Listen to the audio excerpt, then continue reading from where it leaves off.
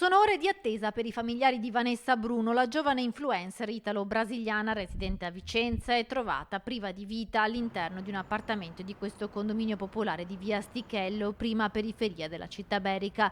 L'autopsia sul corpo della giovane è stata eseguita nelle scorse ore, così come tutti gli esami tossicologici, e si attendono gli esiti.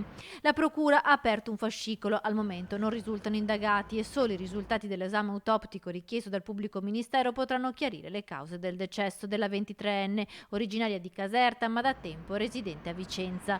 La morte risale allo scorso 8 gennaio, ma la notizia è trapelata solo domenica 16 gennaio dopo un tam tam di voci sui social network.